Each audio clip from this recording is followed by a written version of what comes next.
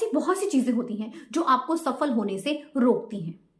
आप बहुत मेहनत करते हो, आप इतने सारे एफर्ट्स लगाते हो, मगर result no, no success. Actually हम जिस वर्ल्ड में रहते हैं ना, ये बहुत ही डेंजरस वर्ल्ड है। यहां पर आपको हद से ज्यादा अलर्ट रहना पड़ता है, आपको हद से ज्यादा बुद्धिमान बनना पड़ता है। एक्चुअली पता है क्या है, कमी आपकी मेहनत में नहीं है, कमी आपके एफर्ट्स में नहीं है, तो कमी है कहां?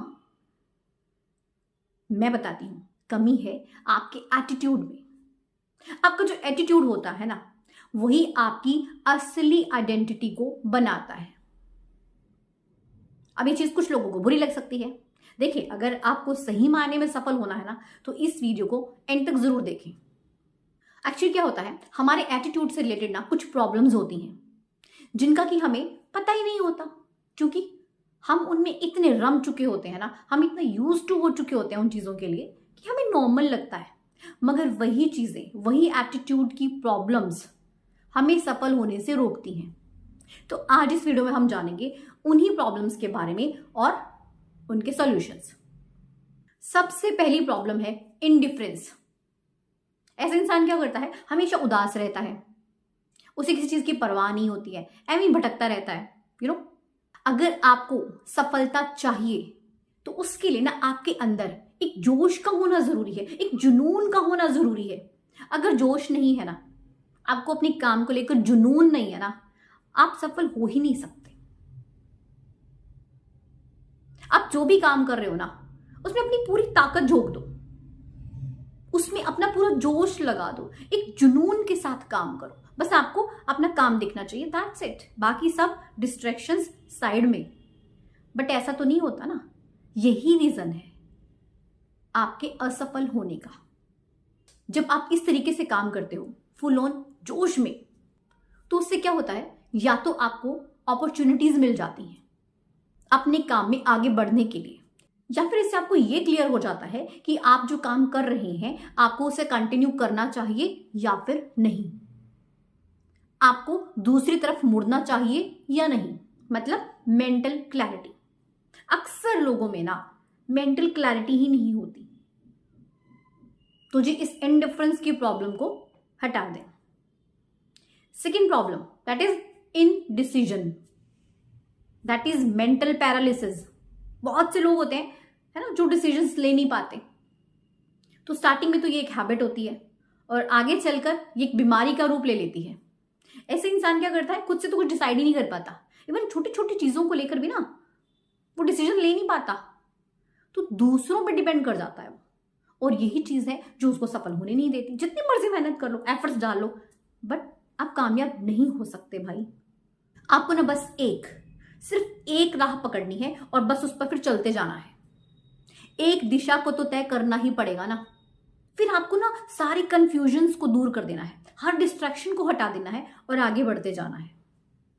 अब यहां पर भी बहुत से लोगों के दिमाग में ना एक क्वेश्चन आ रहा होगा कि अगर वो दिशा सही ना निकली, गलत साबित हुई तो भाई क्या हुआ, आपका कोई लॉस नहीं होने वाला। इससे ना आपको कुछ ना कुछ एक्सपीरियंस होगा जिससे कि आप अपनी जिंदगी में ना डिसीजंस को लेना सीख जाएंगे। राइट डिसीजन लेना क्या होता है ये सीख जाएंगे। अब तीसरी प्रॉब्लम की बात कर लेते हैं, जो कि है डाउट। इसमें भी सबसे ज्यादा जो बुरा है ना, वो है सेल्फ डाउट। खुद पर ही डाउट करना, अरे मैं इस काम को कर पाऊंगा कि नहीं, अरे ये काम मुझसे हो पाएगा कि नहीं, मैं लाइफ में सेट हो पाऊंगा या नहीं, मेरी अच्छी लड़की से शादी होगी या नहीं।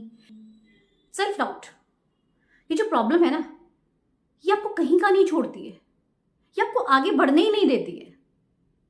आप एक चीज सोचते हो, उससे पहले ही आप पीछे हट जाते हो। जो इंसान सेल्फ डाउट करता है ना, उसका फ्यूचर अंधकारमय होता है। आपको विश्वास करना है खुद पर, अपने बिलीफ सिस्टम को स्ट्रांग बनाना है, एंड सबसे ज्यादा जरूरी है आपको ना सेल्फ रिस्पेक्ट को इंपॉर्टेंस देनी है। अगली प्रॉब्लम है वरी, चिंता, बेवजह की चिंता। कहा भी जाता है ना, चिंता चिता समान है।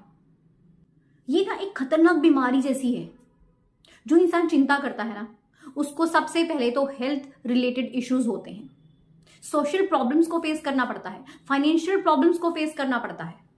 It's really serious and dangerous. ये चिंता ना इंसान को कहीं का नहीं छोड़ती, अंदर ही अंदर उसको खोखला कर देती है, खत्म कर देती है। तो क्या तो आप काम करोगे, एफर्ट्स डालोगे, कहाँ आप सफल हो पाओगे अगर चिंता ही करते रहोगे। आपको ना इस चिंता के बोझ को अपने सिर से हटाना है, खुद को रिलैक्स करना है। आपको सही मायने में ना जीना क्या होता है वो सीखना है। अक्सर लोग ना आज के टाइम में लोग चिंता रहित जीवन जीना भूल चुके हैं।